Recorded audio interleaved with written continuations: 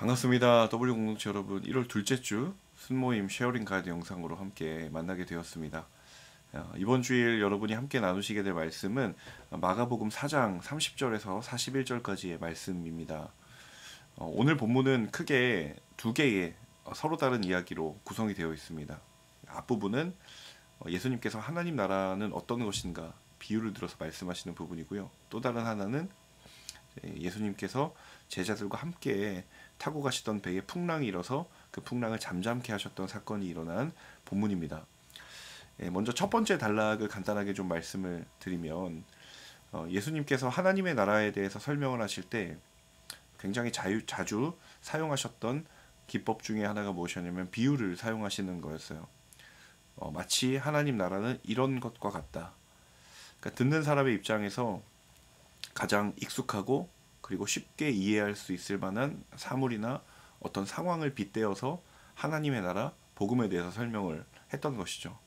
그래서 오늘 본문에도 그 비유가 나오는데 이 본문에서 예수님이 비유로 들었던 것은 무엇이었냐면 바로 겨자씨입니다. 여러분 혹시 인터넷에서 겨자씨를 검색을 해보시면 그 이미지가 나오실 거고요. 혹시 직접 보신 분도 계실지 모르겠지만 굉장히 작은 크기입니다. 그래서 보통 한 알만 손에 쥐고 있지는 않고요. 여러 알들을 이렇게 뭉쳐서 잡고 있습니다. 그만큼 작고, 그래서 한 알이 잃어버려도, 한 알이 없어져도 그렇게 안타까워하거나 그렇게 아쉬운 그런 것도 아닌 그런 보잘것없는 거라는 거죠. 근데 하나님의 나라가 마치 그것과 같다. 이 말은 바꿔 말하면 처음 예수님이 복음을 선포하시고 그리고 하나님 나라에 대해서 선포하실 때 사람들은 그들이 나름대로 가졌던 메시아 그리고 하나님의 나라에 대한 기대와는 전혀 다른 이야기들로 인하여서 사실 많은 이들이 주목하지 못했습니다. 물론 예수님이 다니시는 곳의 제자들과 그리고 많은 이들이 함께 몰려다녔지만 사실은 그들 마음 가운데는 예수님이 하고자 하셨던 말씀과는 전혀 무관한 이야기들이 그 생각들이 그 기대들이 그 마음 가운데 있었던 거죠.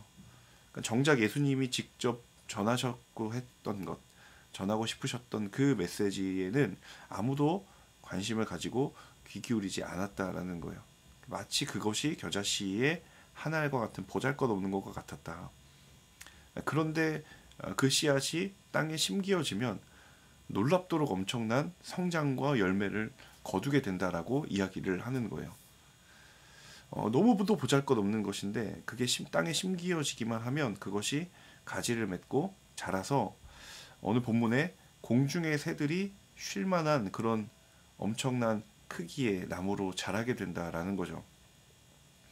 처음 하나님 나라, 예수님이 선포하셨던 그 하나님의 나라, 그 복음이라고 하는 것이 아무에게도 관심을 받지 못하는 것이었지만 그것이 심기어지고 그리고 하나님의 때에 하나님의 방법으로 하나님의 손에 붙들려 졌을 때 그것이 모든 이들이 구원을 받고 유대인뿐만 아니라 이방의 모든 열방의 모든 이들이 구원의 은혜를 힘입을 수 있는 아무도 생각하지 못했던 바로 그 비밀의 은혜를 경험하게 되었다라는 것을 예수님께서 비유 안에 빗대어서 설명하고 계셨던 것이죠.